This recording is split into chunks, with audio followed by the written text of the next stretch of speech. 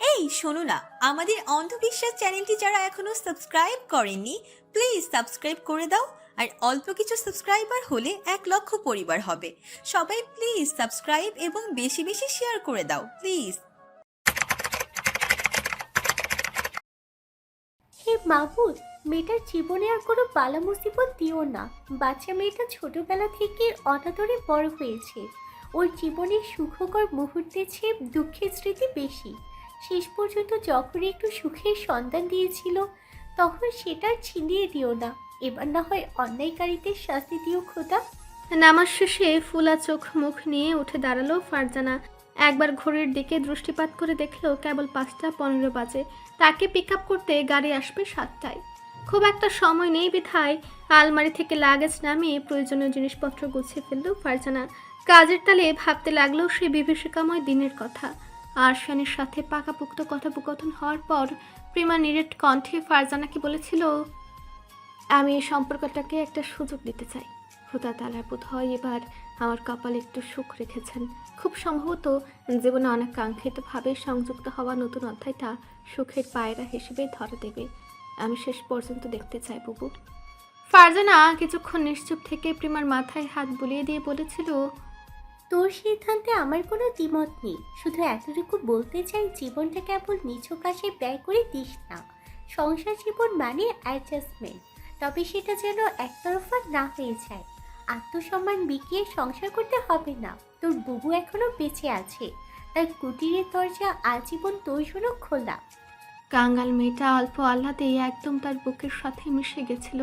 নিজেকে ভীষণ শক্তপোক্ত প্রমাণ করতে চাইলেও প্রিমা আদতে কেবল একটা হাওয়ায় মিঠাই স্বরূপ।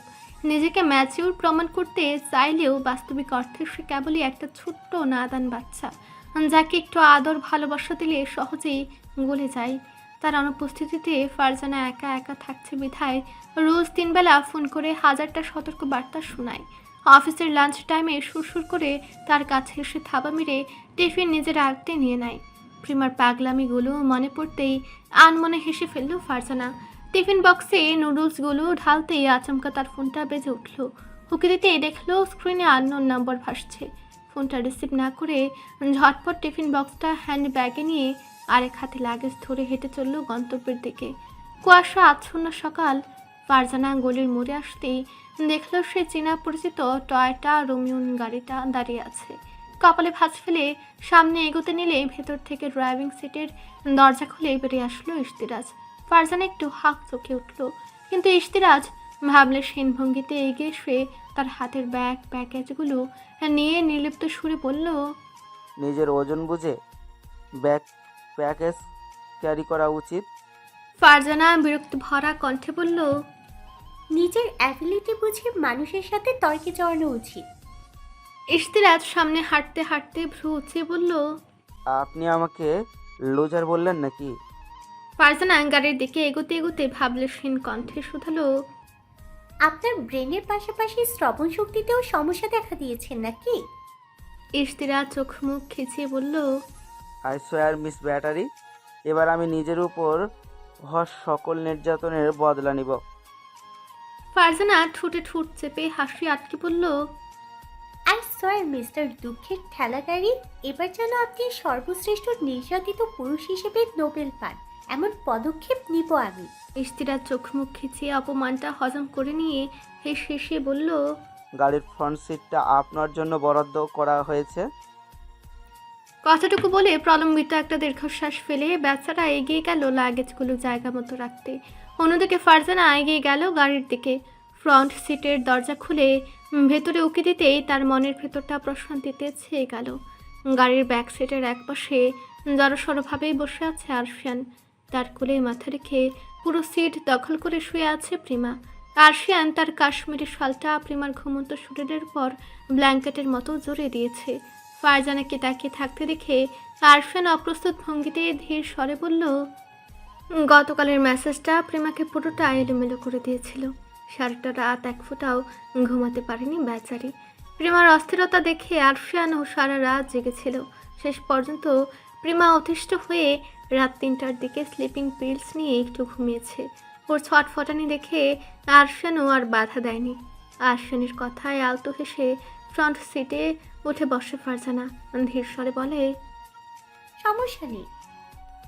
দুষ্টু ইশতিয়াজ ড্রাইভিং সিটে উঠে বসতে বসতে ধীর স্বরে বলল, কি বলিস বন্ধু, ভাবিকে সারা রাত জাগিয়ে রেখেছিলি? তুই এতটা হার্টলেস আগে বুঝিনি। আহারে বেচারি পিচ্ছি ভাবিটা আমার। ডাবল মিনিং কথাটার মানে বুঝে তাতে দাঁত পিষল আরশান। ধীর স্বরে চাপা হুঁশিয়ারি দিয়ে বলল, কিপ ইওর মাউথ শাট ইশতিয়াজ। সামান্য আওয়াজও যদি তোর মুখ থেকে বের হয় তাহলে তুই একটা বোকা চন্দ্র। কথার আড়ালে লুকিয়ে থাকা গালিটা ধরতে পেরে মুখে আধার নামলো ইশতিয়াজের। সেলিব্রিটি হওয়ার পরও কোথাও এক ফোঁটা মান সম্মান মিলছে না। সে দুঃখ ভারাক্রান্ত মনে গাড়ি স্টার্ট দিল। শ্রীমঙ্গল চায়ের রাজধানী নামে খ্যাত। ঢাকা থেকে এই স্থানের দূরত্ব প্রায় 200 কিলোমিটার। সবুজ সমারোহের বিশালতায় সহজেই ভারাক্রান্ত মন চনমনে হয়ে ওঠে। প্রায় 5 ঘন্টার ড্রাইভ করে অবশেষে রিসর্টের শ্রীমঙ্গলে পৌঁছালো তারা। প্রতিমধ্যে একবারও গাড়ি থামানো হয়নি। পুরোটা রাস্তা তাজরিয়ান, মেহেরিমা এবং প্রিমা ঘুমিয়ে কাটিয়েছে। আরশান সামলেছে প্রিমাকে। ফারজানা হয়েছিল ইশতিয়াজের নীরব সঙ্গী। গাড়ি রিসোর্টের ভাঙাচোরা রাস্তায় আসতেই ইশতিয়াজ হুঁশিয়ারি দিয়ে বলল, রোলার কোস্টার রাইডের জন্য সবাই প্রস্তুত হও। চারপাশে ঘন অরণ্য থাকায় বেশিরভাগ জায়গায় মেঠো পথ রয়েছে।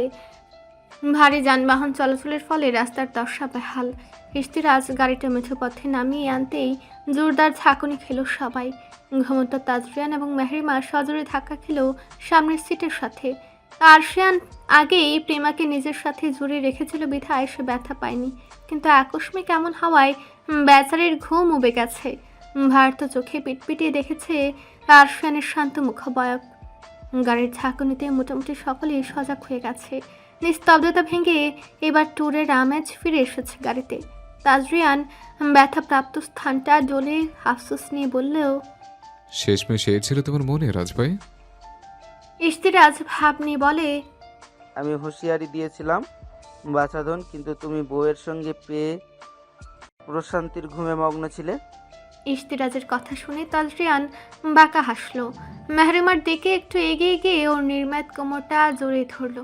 অতঃপর হামি তুলে ভাবলেশহীন গলায় বলল, সিঙ্গেল মানুষদের ব্যাচেলার লাইফে দুঃখের কথা ভেবে তাদের 2-4টা ভুল ক্ষমা করাই যায়। তোমাকে মাফ করে দেওয়া হলো রাজভাই, প্লিজ ডোন্ট ক্রাই। তাজরিয়ানের সূক্ষ্ম খোঁচাটা ধরতে পেরে ইশতিয়াজ এবার দুঃখ অনুভব করলো। কোন কুক্ষণে যে এই কাপলদের সাথে ট্যুরে এসেছিল কে জানে। ঘুম থেকে ওঠার পর মাথাটা হালকা ঝিমঝিম করছিল বিধায় আরশানের বাহু বন্ধনে লেপটে ছিল প্রেমা। পুরোপুরি হুঁশে ফিরতে ছিটকে সরে এলো সে। আরশান ভ্রু কুঁচকে শুধালো, শরীর ঠিক আছে? প্রেমা ইতস্তত করে স্বল্প শব্দে বলল, আরশান আর কথা বাড়ালো না। এদিকে প্রিমা ফারজানাকে পেয়ে রাজ্যের কথা জুড়ে বসলো। ফারজানাও তাল মেলালো তার সাথে। প্রায় 15 মিনিট পর রিসর্টের ভেতর প্রবেশ করলো তারা। গাড়িটা পার্কিং এরিয়ায় রেখে সকলে এগিয়ে গেল রিসেপশনের দিকে। শুরুতেই তাদের ওয়েলকাম ড্রিঙ্কস হিসেবে দেওয়া হলো লেবুর শরবত। রিফ্রেশিং ড্রিঙ্কস পেয়ে জার্নির ক্লান্তিটা এক নিমেষেই দূর হয়ে গেল সবার। পুরো রিসোর্টটা আগেই বুকিং দেওয়া ছিল বিধায় কোনো রূপ ফর্মালিটিস ছাড়াই রুমের চাবি নিয়ে নিজেদের ঘরের দিকে এগিয়ে গেল সবাই।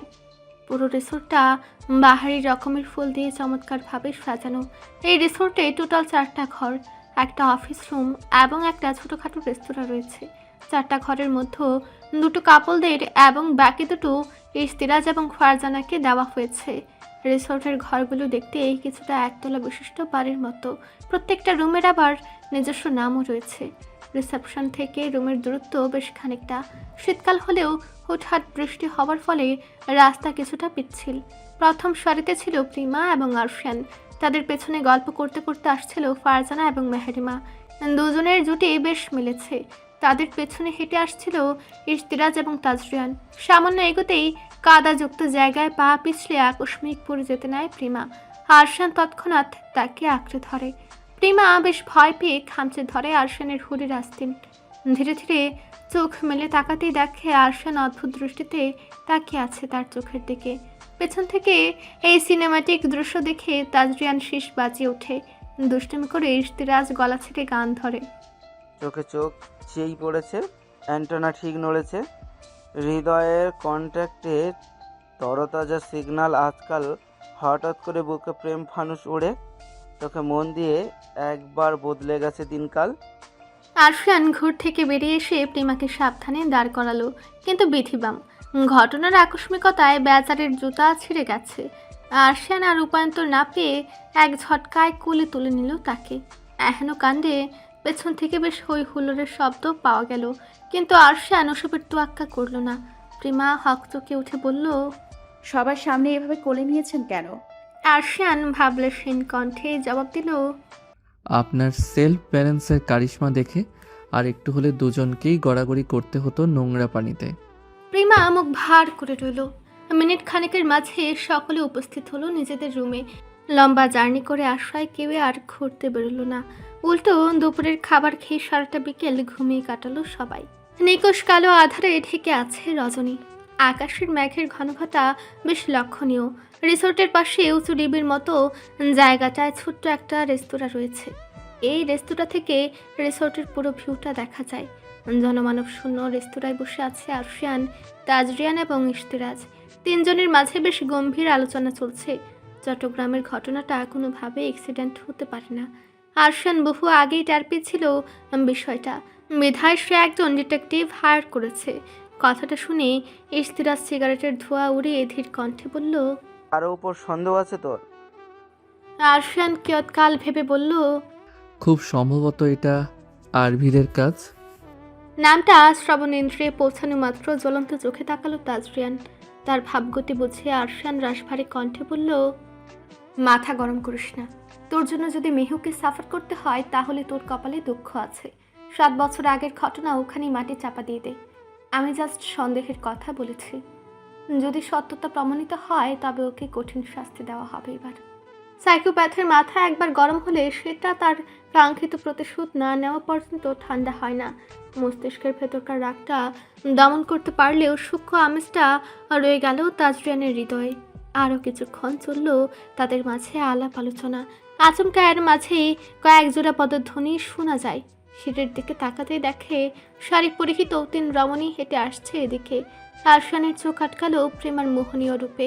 হালকা প্যালাপ সুরিলে মিষ্টি কালার শাড়িটা বেশ মানিয়েছে। লম্বা খোলা চুলগুলো তার সৌন্দর্য যেন দ্বিগুণ বাড়িয়ে দিয়েছে। নজর লাগার ভয়ে আরশান চোখ সরিয়ে গম্ভীর স্বরে ইশতিরাজকে বলল, সিগারেটটা বাহিরে ফেল। আর চোখে প্রেমার দিকে একবার তাকিয়ে আলতো হেসে সিগারেটটা বাহিরে ফেলে দিল ইশতিরাজ।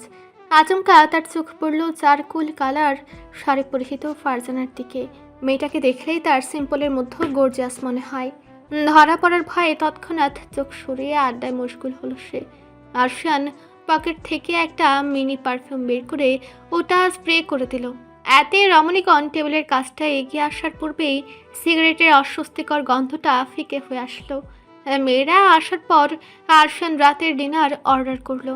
টুকিটাকি আড্ডা এবং মজার ছলে সকলেই ডিনারে মনোনিবেশ করলো, কিন্তু বেচারি মেহু ঠিকমতো খেতে পারল না। তার সামনে বসে থাকা একজন অসভ্য পুরুষের অন্তর্ভেদী দৃষ্টিতে অস্বস্তিতে গাঢ় হয়ে বসে রইল। মেহরিমা খুব ভালো মতো জানে তাজরিয়ানের এই দৃষ্টির মানে। খানিকক্ষণ পর তার সাথে কি হতে চলেছে সেটা ভেবে বিষম খেল বেচারি। তাজরিয়ান বাঁকা হেসে এগিয়ে দিল পানির গ্লাসটা। মেহরিমা কাপা হাতে সেটা নিয়ে চুমুক বসাতেই আচমকা পায়ের পাতায় শীতল পুরুষালী পায়ের আলতো স্পর্শ পেল। বেচারি যার পরও নয় আতঙ্কিত চোখে তাকালো তাজরিয়ানের দিকে। তাজরিয়ান পুনরায় বাঁকা হেসে ফোনটা হাতে নিয়ে টাইপ করলো, সুন্দর শাড়িটা ভেদ করে তোর কোমরে থাকা কামার বন্ধ আমার দৃষ্টি কেড়েছে বলছেন। ওদরে মসৃণ ত্বকের সাথে লেপটে থাকা চেনটা দেখে আমার বড্ড ঈর্ষা হচ্ছে। ব্যক্তিগত প্রপার্টির উপর অন্য কারো ন্যূনতম আধিপত্য আমার সহ্য হয় না জেনেও তুই তাকে প্রশ্রয় দিয়েছিস। এত বড় স্পর্ধা দেখানোর ফলস্বরূপ কিছু মোহনীয় শাস্তি তুই অবশ্যই রিজার্ভ করিস। Are you ready for that বোঝেন? তাজরিয়ান মেসেজটা সেন্ড করতেই মেহরিমার ফোনটা মৃদু শব্দে বেজে উঠল। ভ্রুকুচকে মেসেজটা চেক করতে মেহরিমা আটকে উঠল রীতিমতো। বিভ্রান্ত দৃষ্টিতে একবার তাজরিয়ানের পানে তাকিয়ে দ্রুত টাইপ করলো, জাস্ট ছবি তোলার জন্য আমরা 3 জন মিলে সেম আউটফিট পরেছি। আশেপাশে বাইরের মানুষ নেই বিধায় আমি সাহস পেয়েছিলাম। আই এম সো সরি, আর কখনো এমন ভুল হবে না। এবারের মতো মাফ করে দিন প্লিজ। মেহরিমার মেসেজ দেখে তাজরিয়ান ঠোঁট কামড়ে হাসলো। মেয়েটাকে আর একটু ভয় দেখাতে পুনরায় টাইপ করলো। ভুলের জন্য শাস্তি অবশ্যই পেতে হবে। ওসব উল্টো কথা বলে শাস্তির পরিমাণ আরও বাড়বে। হজম করতে পারলে জাস্টিফাই করতে থাক। মেহরিমা মেসেজটা দেখে কাঁদো কাঁদো মুখে তাজরিয়ানের দিকে তাকালো। সবার খাওয়া শেষ হতেই ইশতিরাজ উৎফুল্ল স্বরে বলল, ড্রাইভ করে গেলে এখান থেকে 17 মিনিটের দূরত্বে একটা কফির দোকান আছে, বেশ ভালো রিভিউ শুনেছি। আর যেতেই কোথাও ঘুরতে যাওয়া হয়নি, সুতরাং ওই জায়গাটায় এক্সপ্লোর করাই যায়। কি বলো সবাই? আরশান কিছু একটা ভেবে বলল, চল ঘুরে আসি। বাকিরাও সম্মতি প্রকাশ করতে ওরা গাড়ি নিয়ে ছুটল গন্তব্যের উদ্দেশ্যে। যথারীতি আগের মতোই ড্রাইভিং সিটে বসেছে ইশতিরাজ এবং তার পাশে ফারজানা। পেছনের সিটে প্রিমা এবং আরশান। সবশেষে বসেছে তাজরিয়ান এবং মেহরিমা। গাড়ির সেই মিঠু পথে আসতেই পুনরায় এক জোরদার ছাঁকুনি খেল সবাই। আকস্মিক ধাক্কায় ভয়ে জমে থাকা মেহরিমা ছিটকে গিয়ে পড়ল তাজরিয়ানের বুকে।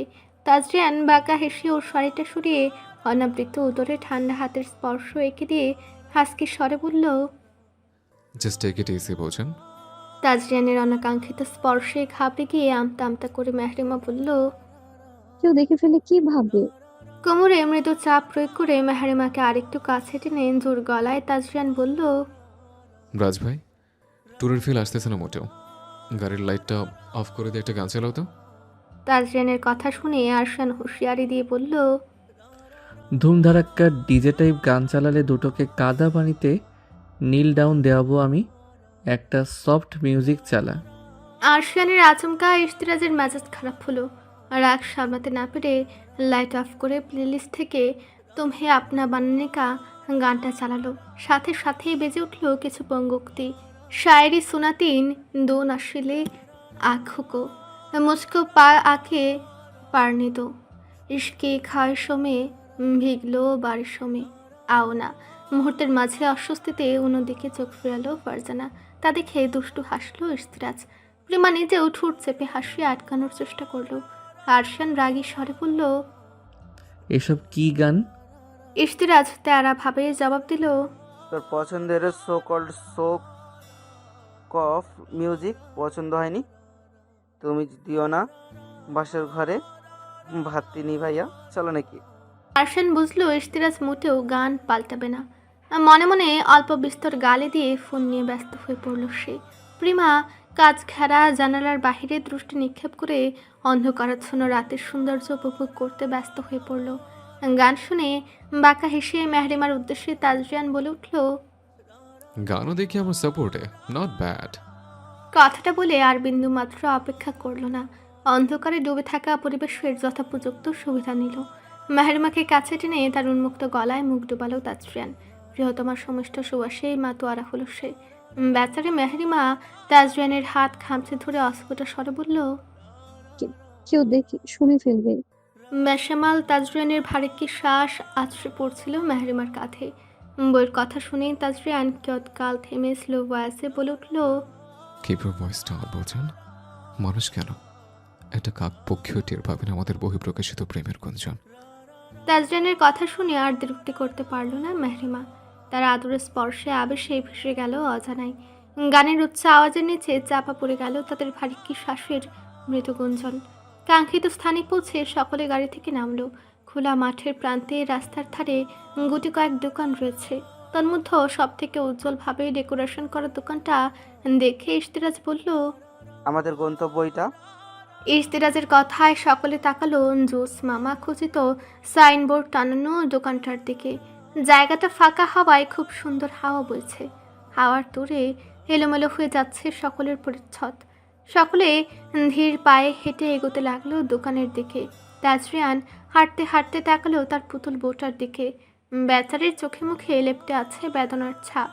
হুট করে অনাকাঙ্ক্ষিত কিছু চোখে পড়তেই তাজরিয়ান মেহরিমার চুলগুলো সামনে এনে গলার পাশটা ঠিকঠাক মতো ঢেকে দিয়ে বলল, বি কেয়ারফুল। মেহরিমা এক ঝটকায় তার হাত সরিয়ে কণ্ঠে মৃদু তেজ ঢেলে বলল, এমন কাজ করেন কেন যে সাবধানতার বাণী শোনাতে হয়? বউয়ের মেজাজ বুঝে মৃদু হেসে তাজরিয়ান বলল, আমাকে বেসামাল করার দায়িত্বটা পুঙ্খানুপুঙ্খরূপে পালন করিস, তাই আমার কাজ করে। তোকে লজ্জার হাত থেকে বাঁচাতে সতর্ক বার্তা দিয়েছে। তোর যখন এতই আপত্তি, তখন নেক্সট টাইম থেকে আর দিব না। মানুষে জানুক তোর সাইকো হাজব্যান্ড তোকে কতটা আদর রাখে। তাজরিয়ানের কথা শুনে মেহরিমা মুখ বাঁকিয়ে দোকানের দিকে গেল। সকলে যে যার পছন্দের মতো কফি নিয়ে ফাঁকা রাস্তাটা ঘুরে দেখতে লাগলো। রাস্তার কার্নিশ ঘেঁষে পাশাপাশি হাঁটছে প্রিমা এবং আরশিয়ান। দুজনের হাতেই দুটো টিস্যু প্যাঁচানো কোল্ড কফির গ্লাস রয়েছে। প্রিমা স্ট্রতে ছোট ছোট চুমুক বসে সুন্দর পরিবেশটা উপভোগ করতে ব্যস্ত। আরশিয়ান থেমে থেমে আর চোখে দেখছে প্রিমাকে। বাতাসের দাপটে প্রিমার সিল্কি চুলগুলো মৃদু ছন্দে উঠছে, মাঝে মধ্যে দীপ্তিময় মুখটাতে এসে আছড়ে পড়ছে। আশেপাশের বেশ কিছু মানুষজন কৌতূহলী চোখে তাকাচ্ছে ওর লম্বা চুলের দিকে। আরশানের ব্যাপারটা ভালো লাগলো না। সে ইতস্ততভাবে প্রেমাকে ডেকে বলল, শুনেছি রাত বিরেতে খোলা চুলে মেয়েদের বাহিরে আসতে নেই, এতে করে খারাপ জিনের খপ্পরে পড়ে মেয়েরা। ঝামেলা এড়াতে আমার মনে হয় আপনার চুলগুলো বেঁধে মাথায় ঘোমটা দেওয়া উচিত। আরশানের কথা শুনে প্রিমা মনে মনে হাসলো। তার বউর দিকে লোকজন আর চোখে তাকাচ্ছে বিধায় নিষেধাজ্ঞা জারি করা হয়েছে তা ঢের বুঝেছে প্রিমা। আরশান বড় চালাক মানুষ। ডোমিন্যান্ট আচরণের বিপরীতে এতটা বিনয়ীভাবে বলে যে অপর পক্ষ তা মানতে বাধ্য হয়। প্রিমা কথা না বাড়িয়ে কফির গ্লাসটা আরশানের হাতে দিয়ে চুলগুলো বাঁধতে লাগলো। সহসা আরশান তাকে আড়াল করে দাঁড়ালো। বেচারার জ্যালাসি দেখে প্রিমার এবার মাত্রাতিরিক্ত হাসি পেল। সে বুঝতে পারছে তাদের সম্পর্কটা ধীরে ধীরে স্বাভাবিক হচ্ছে। দায়িত্ববোধ জোরে থাকলেও আলাদা কিছু অনুভূতি খুব সঙ্গোপনে জায়গা করে নিচ্ছে। প্রেমা মাথায় আঁচল টেনে বলল, এখন ঠিক আছে? আরশান প্রেমার নতুন বউ ভাবটা লক্ষ্য করে আনমনে বলল, ঘোমটা টেনে তো মেয়েটাকে দ্বিগুণ সুন্দর লাগছে। এই জন্যই সুন্দরী মেয়েদের বিয়ে করা উচিত নয়। এদের পাল্লায় পড়লে পজিটিভনেসের পোকা জীবনের স্বস্তি হরণ করে ফেলে। আরশানকে বিড়বিড় করতে দেখে প্রেমা ভ্রু কুচকে তাকালো। তা দেখে আরশান গলা খাকারি দিয়ে বলল, ঠিক আছে। এখন নিরবিচ্ছিন্নভাবে হাঁটছিল ফারজানা। কোত্থেকে যেন ইশতিরা জোরে এসে উচ্ছ্বসিত গলায় বলল, কফিটা মজা না? ফারজানা আর চোখে তাকালো ইশতিরাজের পানে। লোকটার সাথে কেবল ঝগড়াঝাটি হয়েছে এতদিন। পুরনো বিষয়গুলো সমাপ্ত করতে ফারজানা সহজ গলায় উত্তর দিল, আসলে অনেক মজা। ফারজানার সহজ উত্তরে ইশতিরাজ বিস্মিত হয়ে তাকালো। অবিশ্বাস্য কণ্ঠে শুধালো, মিসেস লাড্ডুর মিস ফারজানা, এটা সত্যিই আপনি? ফারজানার মেজাজ বিগড়ে গেল। দাঁতে দাঁত চেপে হিসি বলল, মিস্টার পচা আলুযুক্ত সিঙ্গারা, মানে মিস্টার সিঙ্গার, এটা সত্যি আমি? ইশতিরাজ বুকে হাত রেখে লম্বা একটা শ্বাস ফেলে বলল, এবার বিশ্বাস হয়েছে? আকাশে মেঘের ঘন ঘটা বাড়তে দেখে সকলে চটজলদি রওনা দিল রিসোর্টের উদ্দেশ্যে। রিসোর্টে পৌঁছে সকলে নিজেদের জন্য বরাদ্দকৃত রুমে গেল। মাহারিমা আগে হেঁটে জলদি রুমে এসেছে। বেচারি ঘুমে ঢুলছে রীতিমতো। আয়নার সামনে দাঁড়িয়ে শাড়ির পিনগুলো খুলতেই আচমকা দরজা লাগানোর শব্দ কানে আসলো। মাহারিমা ঘুম জড়ানো কণ্ঠে বলল, জলদি ফ্রেশ হয়ে আসেন, লাইট অফ করে ঘুমোবো। অপর পাশ থেকে কোনো প্রত্যুত্তর ভেসে আসলো না। কতকাল পর মাহারিমা টার পেল শক্তপোক্ত একটা পুরুষালী হাত তার নতজানু শরীরটাকে আগলে নিয়েছে। মুহূর্তের মধ্যে ঘুম ঘুম ভাবটা উড়ে গিয়ে শঙ্কা এসে ভর করলো তার অন্তঃস্থলে। তাজরিয়ানের অধৈর্য স্পর্শ, বেনারসি টিস্যু শাড়ির আঁচলটা নির্লিপ্ত ভঙ্গিতে কাঁধ থেকে খসে পড়ল। হুট করে এমনটা হওয়ায় মেহরিমা চমকে চোখ মেলে তাকালো। অতঃপর দেখল তাজরিয়ান এক দৃষ্টিতে তার কোমরে থাকা সিঙ্গেল চেইনের কামার বন্ধটার দিকে ন্যাশালো চোখে তাকিয়ে আছে। পুরো দৃশ্যটা অবলোকন করে আচানক মেহরিমা কাপা স্বরে বলল, ওটা এমনিতেই বলেছিলাম। তাজরিয়ান এক ঝটকায় মেহরিমাকে নিজের দিকে ঘুরে কোমরে আলতো স্পর্শ এঁকে দিয়ে হাসকি স্বরে বলল, আমি এমনিতে অধৈর্য হয়েছে। মেহরিমা ভীত হয়ে সরে যেতে নিলে তাজরিয়ান তাকে আরেকটু নিবিড়ভাবে জড়িয়ে ধরল। তাকে অবাক করে দিয়ে তাজরিয়ান কামার বন্ধের সিঙ্গেল চেনটা মুঠো পাকিয়ে একটা ছিঁড়ে ফেলল। মেহরিমা কিঞ্চিত ব্যথাতুর শব্দ করে উঠলে তাজরিয়ান হুঁশিয়ারি দিয়ে বলল, Don't you dare to raise your voice at all. Otherwise, you won't be able to handle your psycho husband, বলছেন। মেহরিমা ফাঁকা ঢুক গেলে মাথা নাড়িয়ে সায় জানালো। শাড়ির আস্তরণটা সরিয়ে মেহরিমাকে পাজা কোলে তুলে নিয়ে ব্যালকনির দিকে এগিয়ে গেল তাজরিয়ান। প্রথমে 3টা কটেজ পাশাপাশি থাকলেও তাজরিয়ানদেরটা একটুখানি ব্যাক সাইডে, যার ফলস্বরূপ অন্য ব্যালকনি থেকে তাদের কেউ দেখতে পারবে না। তাদের ব্যালকনির ইনফিনিটি ভিউটা চমৎকার। যতদূর চোখ যায় কেবল সবুজের সমারোহ এবং অন্তরিক্ষের মোহনীয় দৃশ্য চোখে পড়ে। পাখিরা সে ভিড় জমায় গাছের ডালে। সেই ব্যালকনিতে ছোটোখাটো একটা সারপ্রাইজ অ্যারেঞ্জ করা হয়েছে। বিশাল ব্যালকনির একপাশে ক্যানপি আবৃত নরম ফুমের গালিচা বিছানো আছে। ব্যাডের উপর খুব অল্প পরিমাণে গোলাপের পাপড়ি ছড়ানো। ব্যাড সাইড থেকে নিরাপদ দূরত্বে ব্যালকনির রেলিং ঘেঁষে দুটো বৃহৎ আকৃতির রাজকীয় মোমবাতি রাখা হয়েছে, যার মোহনীয় আলোয় পুরো ব্যালকনি আলোকিত হয়ে রয়েছে। পুরো দৃশ্যটা দেখে মেহেরিমার শরীর হিম হয়ে আসলো। তাজরিয়ানের দিকে দৃষ্টিপাত করে মৃদু স্বরে শুধালো, ওটা এমনিতেই করেছিলাম। আমায় লুটে নিতে এত আয়োজন করেছেন? তাজরিয়ান হালকা হেসে ওর কপালে কপাল ঠেকে ফিসফিসিয়ে বলল, নিজেকে লুটিয়ে দেওয়ার গল্পটা স্মরণীয় রাখতে যতটুকু প্রয়োজন অতটুকুই করেছে। মেহেরিমা আর কথা খুঁজে পেল না। তাজরিয়ান এগিয়ে গেল সে পুষ্পসজ্জিত গালিচার দিকে। মেহেরিমাকে রেখে তার পাশ ঘেঁষে বসে গাঢ় স্পর্শ এঁকে দিতেই মেহেরিমার সামান্য বাধা দিয়ে দুর্বল স্বরে বলল, স্পর্শগুলো ভীষণ রুটলেস। প্রলম্বিত শ্বাস ফেলে নিজেকে খানিকটা সামলে তাজরিয়ান হাঁপানো সুরে বলে উঠল, একজন সাইকোপ্যাথের থেকে আদরের স্পর্শ আশা করাটা বড় ধরনের বোকামি বোঝেন। কথার পৃষ্ঠে বলার মতো আর কিছু খুঁজে পেল না মেহেরিমা। শঙ্কা ফুলে সাদরে গ্রহণ করলো নিজের ব্যক্তিগত পুরুষের উন্মাদনা। রাত বৃদ্ধির সাথে সাথে গাঢ় হতে থাকে তাজরিয়ানের ব্যাপরোয়া স্পর্শ। ঘায়াল মেহেরিমা কেবল নিভু নিভু চোখে চেয়ে থাকে তার অধৈর্য পুরুষটার দিকে। তাজরিয়ানের লাগামহীন বেসামাল স্পর্শের যন্ত্রণায় চোখের কোল ঘেঁষে গড়িয়ে পড়ে কয়েক ফোঁটা উষ্ণ নোনা পানি। যৎকাল পেরোতেই হাতে বৃষ্টির মৃদু স্পর্শ পেয়ে ক্লান্ত স্বরে মেহেরিমা বলে ওঠে, শুনছেন? বৃষ্টি পড়ছে তো। মেহেরিমার উপর সম্পূর্ণ ভর ছেড়ে দিয়ে উপর হয়ে শুয়ে থাকা তাজরিয়ান প্রত্যুত্তরে ঘোর লাগা কণ্ঠে বিরক্তি ঢেলে বলল, বাট হিংসুটে বৃষ্টির ফোঁটে হাজার চেষ্টা করলেও আমার সুঠাম দেহের আস্তরণ ভেদ করে তোকে ছুঁতে পারবে না বোঝেন। তুই নিশ্চিন্তে থাক আর আমাকে প্রশান্তে খুঁজে নিতে দে। কোনো মতে কথাটা বলে পুনরায় ঘুমের রাজ্যে তুলে গেল তাজরিয়ান। নিষ্প্রাণ বৃষ্টির প্রতি এমন হিংসুক মনোভাব দেখে স্মিত হাসল মেহেরিমা। সারাদিন ঘুমানোর ফলে হুতুম প্যাঁচার মতো রাত জেগে ব্যালকনিতে দাঁড়িয়ে বৃষ্টি বিলাস করছে প্রিমা। প্রায় ঘন্টাখানিক সময় অতিবাহিত হওয়ার পরও প্রিমাকে ঘরে আসতে না দেখে বিছানা ছেড়ে ব্যালকনির দিকে পা বাড়ালো আরশিয়ান। কয়েক পা এগোতে শুনল প্রিমা গুনগুনিয়ে গান গাইছে। হালকা গলা খাকারে দিয়ে আরশিয়ান বলে উঠল, একটু জোরে গাইলে এই অধমের কর্ণজোড়া কৃতার্থ হতো। প্রিমা ঘাড় ফিরে তাকে দেখে লাজুক হাসল।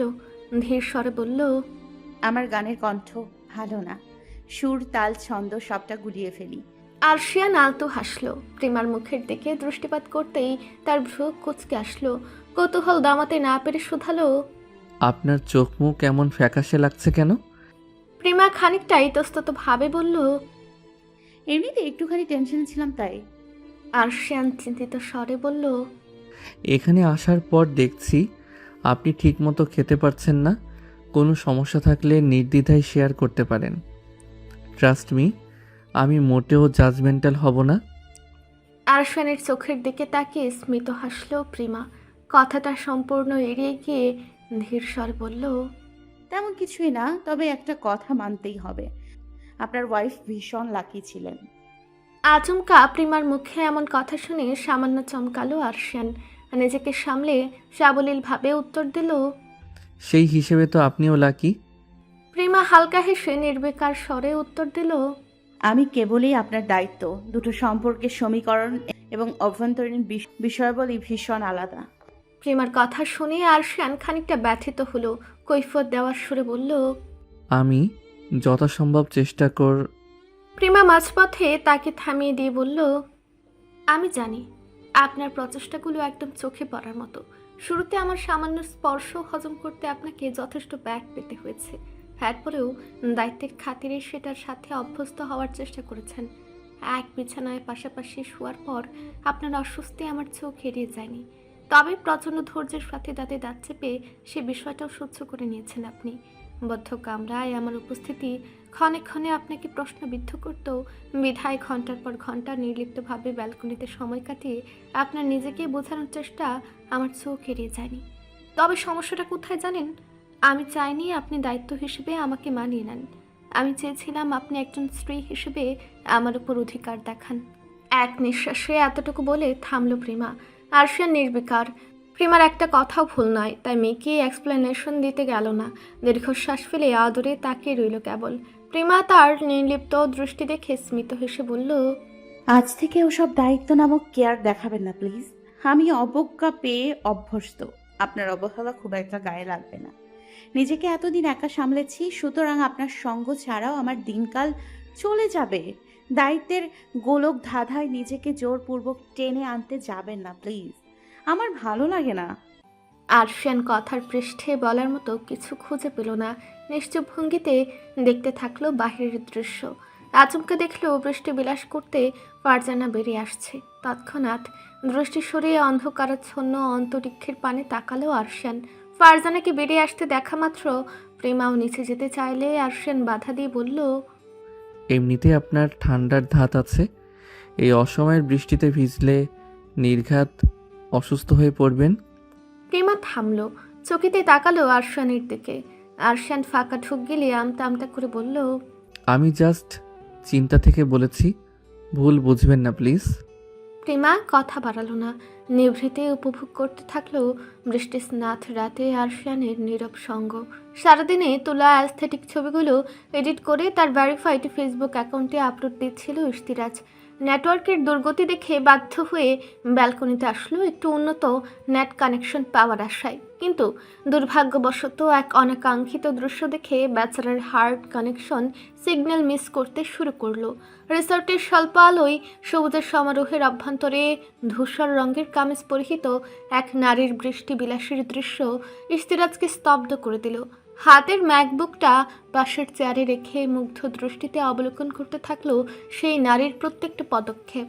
একটা পর্যায়ে ফারজানার দু হাত মিলে চোখ বুজে আকাশের দিকে দৃষ্টি নিবদ্ধ করলে সেই দৃশ্য দেখে ইশতিরাজ বুকে হাত রেখে বিড়বিড়িয়ে বলল, হার্ট স্পেশালিস্টের হার্টবিট মিস করানোর দায়ভার আপনাকে নিতেই হবে মিস শত্রু।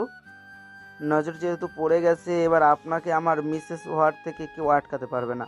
Finally the great Shawkatul Istiyajul Chowdhury single জীবনের ইতিঘটি আজীবনের জন্য কারো ব্যক্তিগত সম্পত্তি হতে যাচ্ছে। ঘুরে ডুবে থাকা ইশতিরাজের হুঁশ ফিরল এক বিকট শব্দের আওয়াজে। চকিতে ফিরে তাকাতেই দেখলো ফারজানার নিথর শরীরটা পড়ে আছে সবুজ ঘাসের বক্ষপটে। ধূসর কামিজের বাঁ পাশে বুলেটের ক্ষতের চিহ্ন, সেখান থেকে রক্ত গড়িয়ে ভিজে যাচ্ছে ঘাসের গালিচা। হতভম্ব ইশতিরাজকে আরেকটু আতঙ্কিত করে দিতে ফারজানার রাত খোলা চোখগুলো নিমিষেই বন্ধ হয়ে গেল। বৃষ্টি স্নাত রজনী, মৃদু আলোয় আলোকিত রিসোর্টটা ভালো অন্ধকারে ডুবে আছে। চারিদিকে উৎ পেতে বিপদ নামক নীরব ঘাতক। পরপর 6টা গুলির শব্দ ছাড়া শত্রুপক্ষের অন্য কোনো পদক্ষেপ এখনও সুনিশ্চিত করা যায়নি। ফারজানার দেহাবয়ব মাটিতে লুটিয়ে পড়তে দেখে প্রেমা তৎক্ষণাৎ আটকে উঠে ছুটে যেতে চায়, কিন্তু আরশিয়ানের বলিষ্ঠ হাতের বাঁধন আটকে পড়ায় তা আর সম্ভব হয়নি। আসন্ন বিপদ টের পেয়ে প্রেমাকে নিজের বক্ষের সাথে মিশিয়ে নিয়ে বারান্দা থেকে দ্রুত গতিতে ঘরে আসে আরশিয়ান। প্রেমা তখনও হাত ছোটাতে ছোটাতে কাপা কণ্ঠে বলছিল, আমার বুবুকে বাঁচাতে হবে। আরশিয়ান হাত ছাড়েনি, উল্টো ওকে সাথে নিয়ে আলমারির লকারে লুকিয়ে রাখা ধাতব বস্তুটা খুঁজতে ব্যস্ত ছিল। এক পর্যায়ে প্রেমা পাগলামি শুরু করলে আরশিয়ান তার মুখটা দু হাতে ধরে শান্ত কণ্ঠে বলে, উনি অলরেডি ইনজুর্ড। আমরা যথাসম্ভব চেষ্টা করব তাকে বাঁচানোর, কিন্তু ওনার জন্য আপনার লাইফ রিস্কে ফেলতে পারবো না আমি। একটু বোঝার চেষ্টা করুন প্লিজ। ম্যাচিউর খ্যাত প্রেমা বুঝে নিয়ে আরশিয়ানের বলা কথাগুলো। শেষ সম্বল বাঁচানোর অভিপ্রায়ে যথাসাধ্য চেষ্টা করেছে নিজেকে ছোটাতে। ফারজানাকে হারানোর ভয়ে বেচারি হুঁশ খুয়ে বসেছিল রীতিমতো। শেষমেশ আরশিয়ানের শক্ত বাঁধন থেকে মুক্তি পেতে তার হাতে সজোরে কামড় বসায় প্রেমা। আরশিয়ান রিয়েক্ট না করে ওর গলা থেকে ওড়না সরে হাত দুটো ধরে বেঁধে ফেলে, অতঃপর শীতল দৃষ্টি নিক্ষেপ করে গম্ভীর স্বরে বলে, I am so sorry Mrs Prema, আপনি হুঁশ খুয়ে বসেছেন বিধায় আমাকে এটা করতে হলো। প্রেমা তখনও ছটফট করছিল। আরশান যথাযথ চেষ্টা করে নিজের মেজাজ শান্ত রাখতে, কিন্তু প্রেমা রাহাজারিতে বাধ্য হয়ে জোরালো কণ্ঠে ধমক দিয়ে বলে, মিস ফারজানাকে জীবিত দেখতে চাইলে নড়াচড়ার সাথে মুখটাও একদম বন্ধ রাখেন। আরশিয়ানের ধমকে প্রেমার এলোমেলো দৃষ্টি স্থির হলো। অস্থির ভাবটা মুহূর্তের মধ্যে স্থবিরতায় রূপ নিল। ব্যস্ত আরশিয়ান খেয়াল করলো না তার থমকানো দৃষ্টি। সে দ্রুত গতিতে কিছু একটা টাইপ করে তাজরিয়ানকে পাঠিয়ে দিল। তৃষ্ণার্থ মানুষ আকস্মিক কাঙ্ক্ষিত জিনিসের সন্ধান পেলে যেমন তৎপর হয়ে ওঠে, তাজরিয়ানের অবস্থাটাও ঠিক তেমনই। ঘায়াল মেহেরিমা তার অতিমাত্রায় বেসামাল সত্তা থেকে রেহাই পায়নি। এতদিন বেচারাকে তৃষ্ণার্থ রাখার যথাযোগ্য শাস্তি পেয়েছে মেয়েটা। পরপর 3 বার আদরে আক্রমণের জোয়ারে ভেসে যাওয়ার পর চতুর্থ আক্রমণের বেলায় জ্ঞান হারিয়ে তবেই মুক্তি মিলেছে তার অধৈর্য পুরুষের সান্নিধ্য হতে। সবেমাত্র ফ্রেশ হয়ে অসুস্থ মেহেরিমাকে নিয়ে ক্লান্ত শরীরটা বিছানায় এলিয়ে দিয়েছিল তাজরিয়ান। আকস্মিক ভেসে আসা এগুলির বিকট শব্দে তার ধ্যান ভাঙে।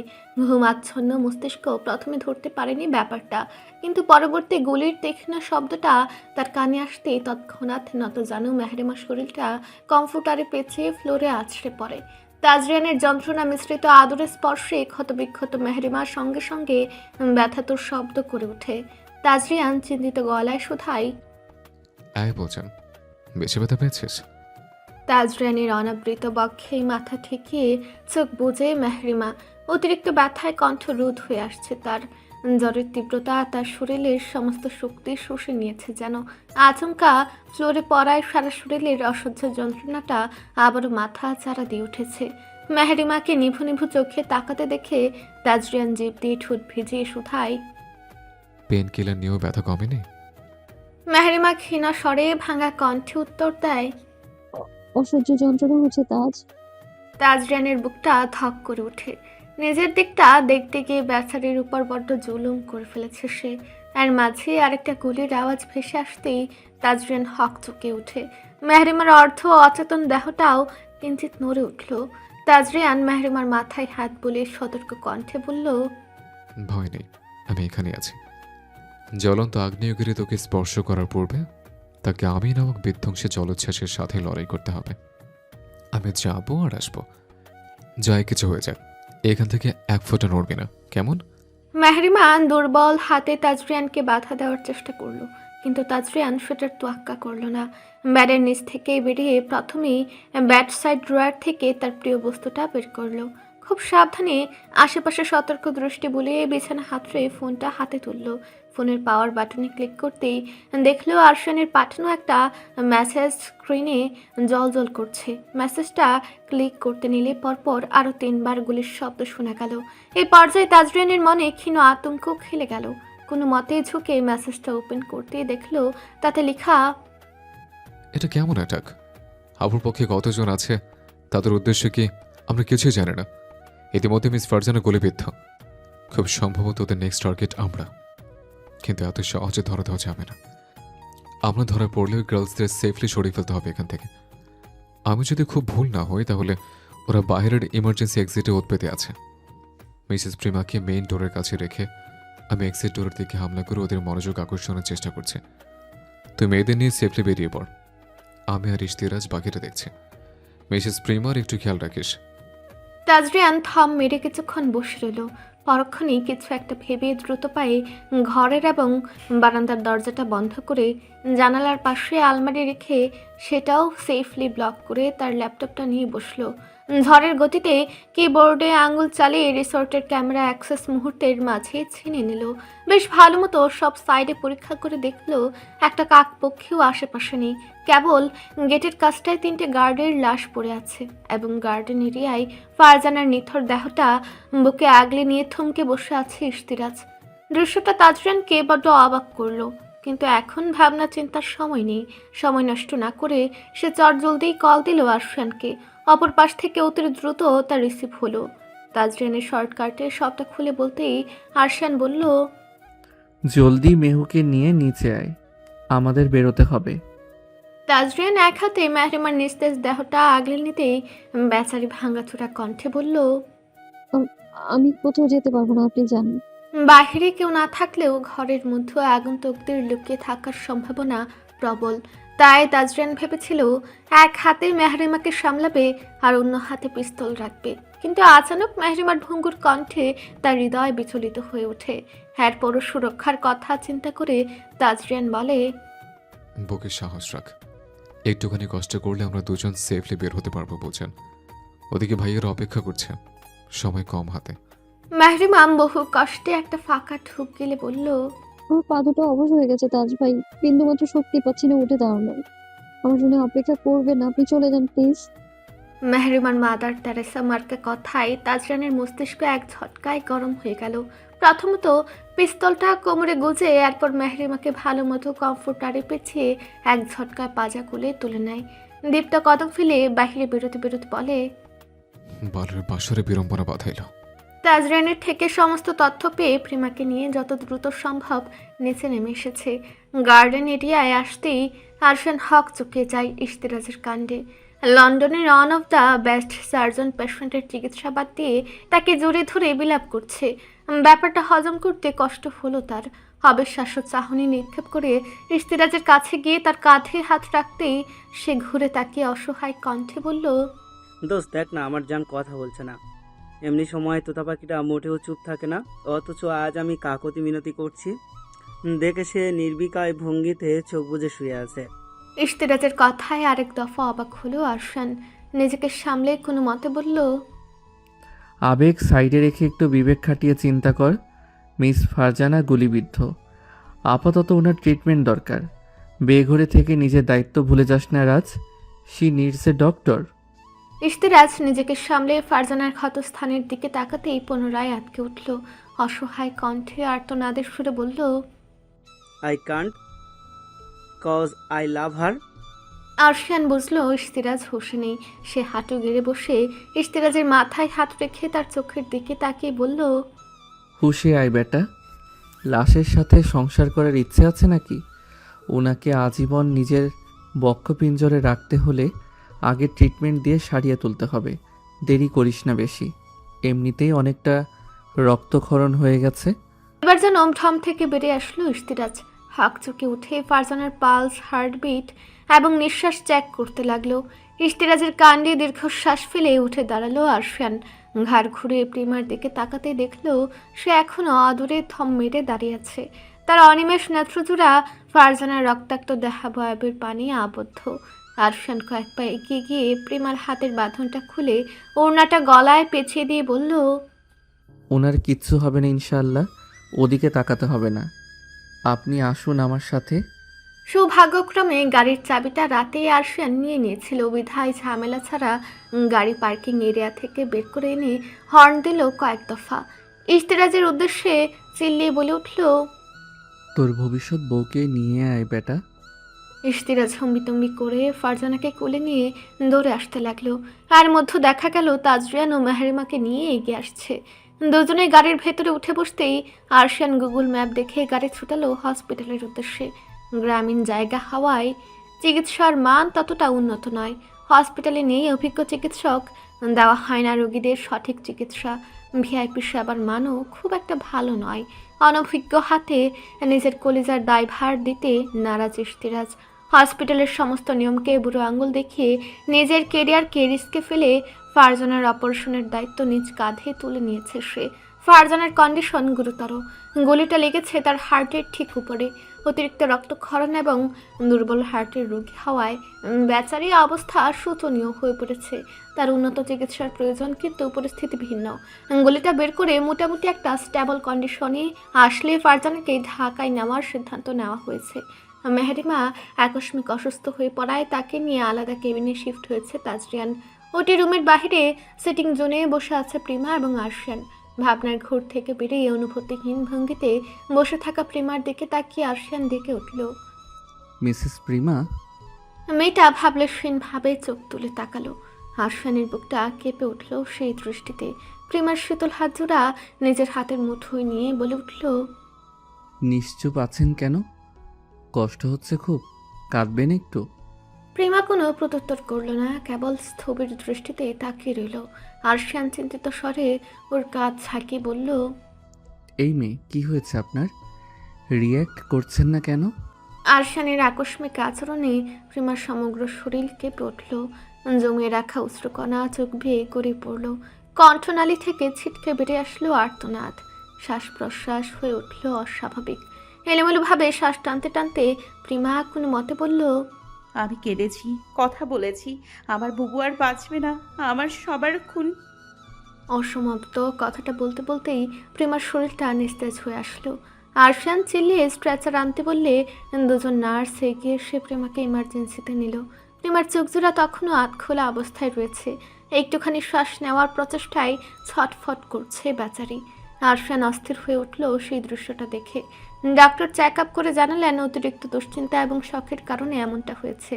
তিনি দ্রুত জরুরি মেডিসিন এবং অক্সিজেন দেওয়ার কথা বলে অন্য পেশেন্ট দেখতে চলে গেলেন। নার্সরা এটা সেটা করলেও অক্সিজেন দিচ্ছে না দেখে আরশান কড়া গলায় বলল, আপনারা অক্সিজেন দিচ্ছেন না কেন ওকে? ওর ছটফটানি আপনাদের চোখে পড়ছে না? শিক্ষিত শহুরে উপরন্ত বড়লোকের সাথে বিবাদ এড়াতে নার্স আমতামতা করে বলে উঠল, অক্সিজেন সিলিন্ডার নেই? আরশান তাদের লুকোচুরি দেখে হুঙ্কার ছেড়ে বলল, নেই মানে? মিনিট 5-এর মধ্যে অক্সিজেন সিলিন্ডারের ব্যবস্থা না করলে আপনাদের মহান হসপিটালের বিরুদ্ধে আইনি ব্যবস্থা নিব আমি। আপনাদের প্রত্যেকের জীবন বৃত্তান্ত বের করে লাইসেন্স ক্যান্সেল করার ব্যবস্থা করব। নিজের সৌভাগ্যের দুয়ারকে সিলগালা হওয়ার হাত থেকে বাঁচাতে চাইলে ইমিডিয়েট অক্সিজেন সিলিন্ডারের ব্যবস্থা করেন। নার্সেরা পরিমরি করে ছুটল নিজের চাকরি বাঁচাতে। আরশিয়ান ব্যথাতুর দৃষ্টিতে অবলোকন করছিল অক্সিজেনের অভাবেই কালচে হয়ে যাওয়া মুখটা। তার দৃষ্টি আরও অস্থির হয় যখন প্রিমার পালস ড্রপ করতে শুরু করে। মনিটরের স্ক্রিন পর্যবেক্ষণ করতেই তার অন্তরাত্মা কেঁপে ওঠে। উপান্তর না পেয়ে দিক বেদিক হারিয়ে এক অভাবনীয় সিদ্ধান্ত নিয়ে ফেলল আরশিয়ান। প্রিমার ব্যাডের দিকে এগিয়ে তার দিকে সামান্য ঝুঁকে কৃত্রিম পদ্ধতিতে শ্বাস প্রশ্বাস দেওয়ার অভিপ্রায়ে প্রথমবার সেই নরম কোমল অধৈর্যরায় নিজের পুরুষালী উষ্ঠের নরম স্পর্শ এঁকে দেয়। অচেতন প্রায় প্রিমার নিঃস্বর দেহটা কিঞ্চিত কেঁপে ওঠে। বহুল কাঙ্ক্ষিত বিষয়াবলীর সূচনা ঘটে বড্ড অনাকাঙ্ক্ষিতভাবে। নিকষ কালো আধারে রাত পেরিয়ে ধরণীতে দিবালোকের আগমন ঘটেছে।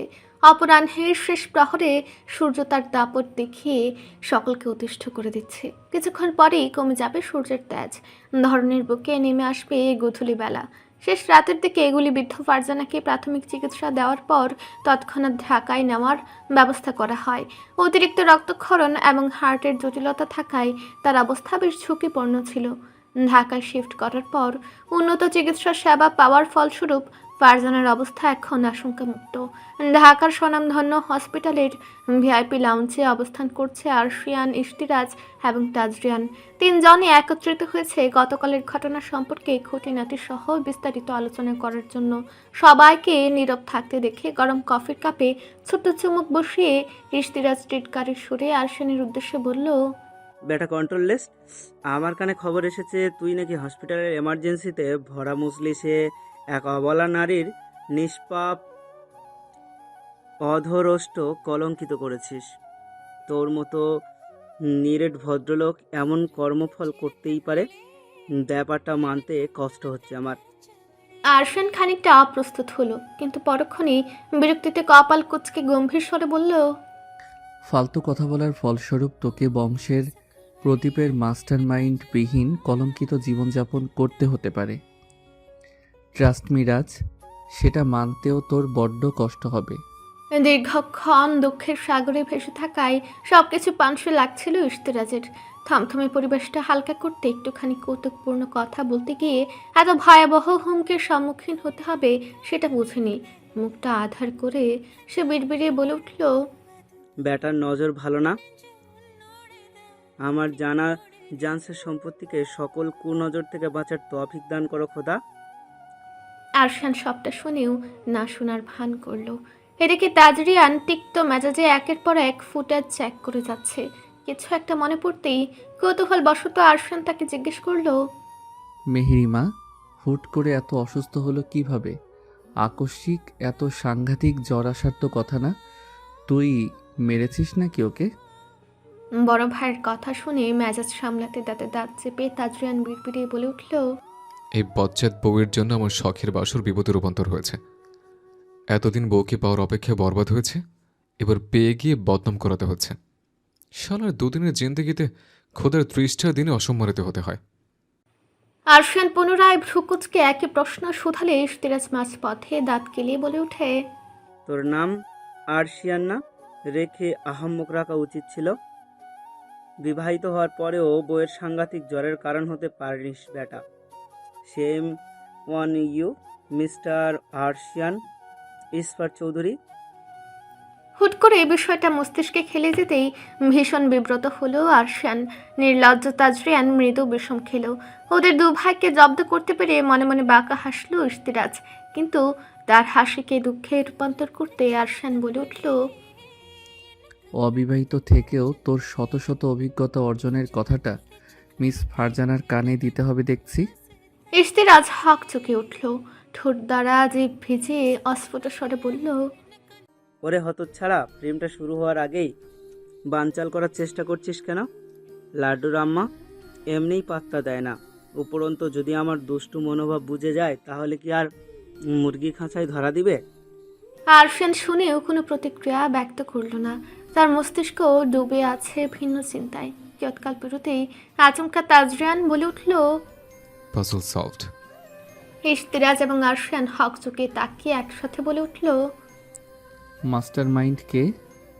তাজরিয়ান বাঁকা হেসে বলল, তোমার এক্স চাচা শ্বশুর ওরফে মিস্টার আশরাফ ওয়াসিত্ত। আরশিয়ান ভ্রু কুচকে শুধালো, প্রি প্ল্যান্ড অ্যাটাক ছিল? তাজরিয়ান ঠোঁট কামড়ে হেসে দুপাশে মাথা নাড়িয়ে বলল, না, জেলা সার্ভিত মাতাল হয়ে এসেছিল। নিজেকে সামলাতে না পেরে হাতে থেকে পিস্তলের ইচ্ছাকৃত প্রয়োগ করেছে। প্রথমত গুলিটা চালিয়েছে মিস ফারজানার ওপর, অতপর রিসোর্টের দুটো লাইট নষ্ট করেছে। পরিশেষে আমাদের গার্ড তাড়া করতে নিলে কেয়ারটেকার সহ তাদেরও মেরে ফেলেছে। মিস ফারজানা একজন আউটসাইডার, ওনার সাথে শত্রুতার কোনো কারণ আমি দেখছি না, তাহলে ওনাকে গুলি করলো কেন? তাজরিয়ান চিন্তিত স্বরে বলল, আমারও প্রশ্ন সেম জায়গায়। অবিশ্বাস্য ব্যাপারটা হলো আরভিদ মিস ফারজানাকে জেনে শুনে টার্গেট করেছে। ট্রিগার প্রেস করার সময় উচ্চস্বরে বলেছিল, আমার কাছে বাধা দিয়েছিস, এবার মর শালি। আরশিয়ান ভ্রু কুচকে শুধালো, আমি যতটুকু জানি আরভিদ খুব একটা শার্প শুটার নয়। উপরন্তু সে যদি মাতাল হয়ে থাকে তাহলে তার টার্গেট মিস হওয়ার চান্স 90% বেড়ে যায়।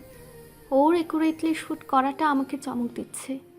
মিস ফারজানার সাথে আরভিদের কিছু একটা সম্পর্ক অবশ্যই আছে, খুব সম্ভবত মিসেস প্রিমার সাথেও।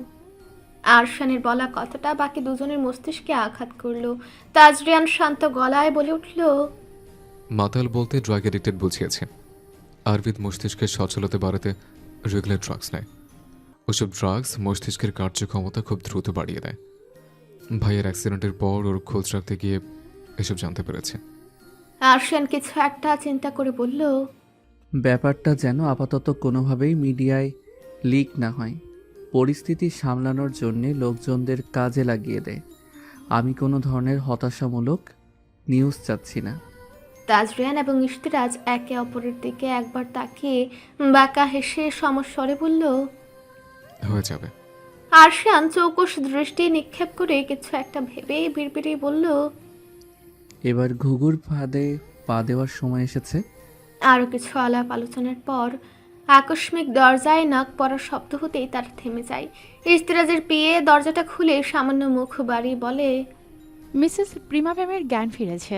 উনি পাগলাটে আচরণ করছেন, আপনারা যদি একটু আসলেন। বাকি কথা শেষ হওয়ার আগেই বসা থেকে লাফ দিয়ে উঠে দাঁড়ালো আরশান। লম্বা লম্বা পা ফেলে প্রিমার কেবিনের দিকে এগিয়ে গেল। তার সাথে এগিয়ে গেল বাকিরাও। কেবিনের দরজা ঠেলে ভেতরে প্রবেশ করতেই আরশান দেখল একজন নার্স শক্ত হাতে প্রিমাকে ধরে রেখেছে। প্রিমা ছাড়ানোর চেষ্টা করে বলছে, আমি বুবুর কাছে যাব, ছাড়ুন আমার হাত।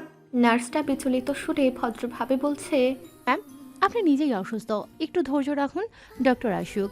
আপনার চেক আপ শেষে আমরা আপনাকে দেখা করার অনুমতি দেব। এভাবে জোরাজোরি করে নিজের ক্ষতি করবেন না, প্লিজ। প্রিমা নাছুর বান্দা। টানাটানির এক পর্যায়ে ক্যানোলা সুরে রক্ত বেরিয়ে এসেছে। হাত নিঃসৃত রক্তিম তরলে ভেসে যাচ্ছে সাদা কম্পিউটারটা। আরশান দ্রুত পায়ে এগিয়ে গিয়ে কোনোরূপ দ্বিধা ছাড়া প্রিমাকে শক্ত করে জড়িয়ে ধরে। প্রিমা একটু থামিয়ে অতপর মুখ তুলে আরশানের দিকে তাকিয়ে ধীর কণ্ঠে বলে, বুবুর সাথে দেখা করতে চাই। আরশিয়ান নীরব দৃষ্টিতে ওর পানে তাকিয়ে থেকে গম্ভীর কণ্ঠে বলে ওঠে, উনি পাশের কেবিনেই আছেন, একটু পর আমি নিয়ে যাব। নিজের কি অবস্থা করেছেন? প্রিমা উত্তর দেয় না, মুখ লুকায় আরশিয়ানের বক্ষে। তার খোলা চুলগুলো এলোমেলো ভাবে লেপ্টে আছে মুখে। আরশিয়ান ভীষণ যত্ন নিয়ে ওগুলো সরিয়ে দেয়। এর মধ্যে ইশতিরাজ এবং তাজরিয়ান প্রবেশ করে কেবিনে। প্রিমার রক্তাক্ত হাতটা দেখে ইশতিরাজ দ্রুত পায়ে এগিয়ে আসে।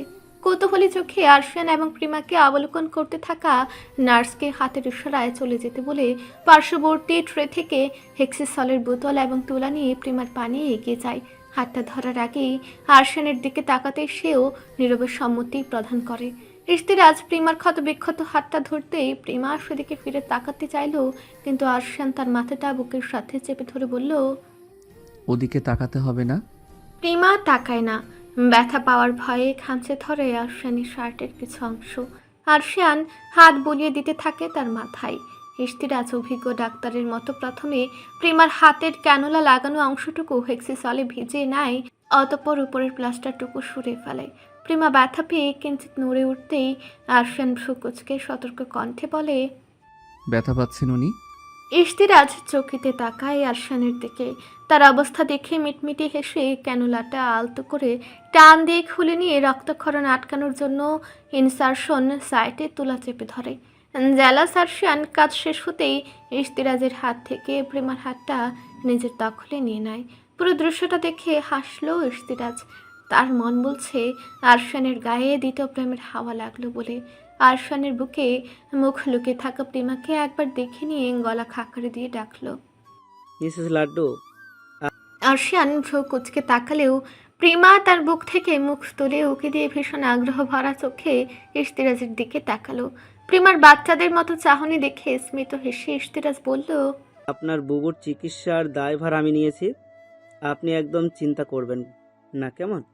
আপনার বুবু অতি দ্রুত সুস্থ হয়ে আপনার সাথে পুনরায় টাইম স্পেন্ড করবে, কিন্তু তার জন্য আপনাকে কিছু গুরুত্বপূর্ণ অবদান রাখতে হবে। প্রিমা মুখ ফুটে কোনো শব্দ করল না, কিন্তু ওর টুকুর টুকুর চাহনি জানিয়ে দিল সে পরবর্তী কথা শুনতে আগ্রহী। ইশতিরাজ হালকা হেসে পুনরায় বলল, আপনার বুবুর ছোটোখাটো এক অপারেশন হয়েছে, ইনফেকশনের হাত থেকে বাঁচাতে সিভিলিয়ানদের থেকে দূরে রাখতে হবে। আপাতত ডাক্তারদের রক্ষণাবেক্ষণ থাকবেই তিনি। এতটুকু সময় আপনাকে ধৈর্য ধারণ করতে হবে, আল্লাহর কাছে ওনার জন্য সুস্থতা প্রার্থনা করতে হবে এবং নিজেকেও টেনশন মুক্ত রাখতে হবে। পারবেন না? ইশতিরাজের কথা এমনটা ভার হয়ে আসলো প্রিমার। কান্না চেপে কোনো মতে বলল, একটুও দেখা করতে পারবো না? ইশতিরাজ ঠোঁট চেপে হাসি আটকে আন্তরিকতার সুরে বলল, অবশ্যই পারবেন। রোজ 3 বেলা ফোনে আপনার সাথে ওনার কথা বলিয়ে দিব আমি, চলবে? ম্লান হেসে মাথা নাড়ায় প্রিমা। আরশান লম্বা একটা দীর্ঘশ্বাস ফেলে কৃতজ্ঞতার দৃষ্টিতে তাকায় ইশতিরাজের দিকে। বিনিময়ে ইশতিরাজ হালকা হেসে তাজরিয়ানকে নিয়ে বেরিয়ে পড়ে। আরশান আগে বলেছিল কিছু একটা বলে ফারজানার সাথে প্রিমার দেখা হওয়াটা আটকাতে। বেচারি অলরেডি শকে আছে। আরশান একদমই চায় না এই বিষয়টা প্রিমাকে আরও হার্ট করুক কিংবা ওর মনে ছাপ ফেলে যাক। ওরা বেরোতেই প্রেমার হাতের হালকা রক্ত ভেজা তোলাটা ডাস্টবিনে ফেলে সেখানটায় একটা ওয়ান টাইম ব্যান্ডেজ লাগিয়ে দেয় আরশিয়ান। প্রেমার ঘুমে ঢুলঢুলু চোখ দুটো দেখে তারও ক্লান্তিবোধ বেড়ে যায়। দু হাতে ভর প্রয়োগ করে ব্যাডের ধারণ ক্ষমতা পরীক্ষা করে নিজে উঠে বসে ব্যাডে। কোনোরূপ ইতস্ততা ছাড়াই প্রেমাকে বুকে নিয়ে পাড়ি জমায় ঘুমের রাজ্যে। প্রেমার কেবিন থেকে বেরিয়ে ইশতিরাজ গেল রাউন্ডে। এদিকে বউয়ের শূন্যতা অনুভব করায় কাজে বিন্দুমাত্র মনোযোগ বসাতে পারল না তাজরিয়ান। বিরক্ত হয়ে ল্যাপটপটা রেখে এগিয়ে গেল বউয়ের কেবিনের দিকে। ভেতরে ঢুকতেই দেখলো তার বউটা বেঘরে ঘুমাচ্ছে। তাজরিয়ানের পছন্দ হলো না বিষয়টা। কেবিনের দরজা লক করে ব্যাডের দিকে এগিয়ে যেতে যেতে ঘুম কাতরে স্বরে ডেকে উঠল, বোঝান, অবোঝান। শরীরটা দুর্বল হাওয়ায় একটু চোখ বুজে শুয়েছিল মেহরিমা। আপাতত জ্বর নেই তার, শরীরের ব্যথাও কমে এসেছে অনেকটা। দুপুরে খেয়ে দিয়ে একটু শুয়েছিল। চোখটা লেগে আসতেই তাজরানের ডাকটা কানে আসলো। চোখ মিলিয়ে তাকে ধীর স্বরে জবাব দিল, হুম। তাজরিয়ান ঘুমহীন লাল টকটকে চোখ দুটো বইয়ের পানে নিবদ্ধ করে হতাশ কণ্ঠে বলল, তোর জামাই ভীষণ ক্লান্ত, একটু প্রতিসেবা করতো। মেহরিমা ভ্রু কুচকে বলল, আমি বেড থেকে নেমে যাচ্ছি, আপনি একটু ঘুমিয়ে নিন। আসলে ক্লান্ত দেখাচ্ছে আপনাকে। তাজরিয়ান ভ্রু কুচকে বেডে উঠে মেহরিমার উপর আধশোয়া হয়ে রাগের স্বরে শুধালো, তুই কি আমাকে ওজনের কোটা দিলে খরগোশের ছাও? বিকৃত নামে ডাকায় মেহরিমার রাগ হলো। সে নিজেও চড়া গলায় বলল, দিলাম তো। আপনার লজ্জা করে না হাতির মতো ওজন নিয়ে খরগোশের ছাওয়ের উপর জোর দেখাতে? তাজরিয়ান ধাপ করে মেহরিমার উপর গা এলিয়ে দিয়ে হামি তুলে অস্পষ্ট সুরে বলল, খরগোশের ছাও যদি হয় বউ, তাহলে কি আর লজ্জা শরম করে কেউ? তাজরিয়ানের আকস্মিক কাণ্ডে মেহরিমা বেশ ব্যথা পেল। নিজের উপর থেকে ওর ভারী শরীরটা সরাতে সরাতে বলল, এমনিতেই আধমরা হয়ে আছি, এবার কি পুরোপুরি মেরে ফেলতে চান নাকি? উঠুন এখান থেকে বজ্জাত লোক। ঘুরে ঘুরে আপনার হাবুডু খেলায় দুর্বল বেড সইতে পারবে না। তাজরিয়ান মেহরিমার গলায় মুখ ডুবিয়ে ঘুম ঘুম কণ্ঠে বলল, নিয়মিত ভালোবাসার গল্প শুনতে এবং পড়তে আমাদের অন্ধবিশ্বাস চ্যানেলটি সাবস্ক্রাইব করে পাশে থাকা বেল আইকনটি ক্লিক করুন। ধন্যবাদ সবাইকে।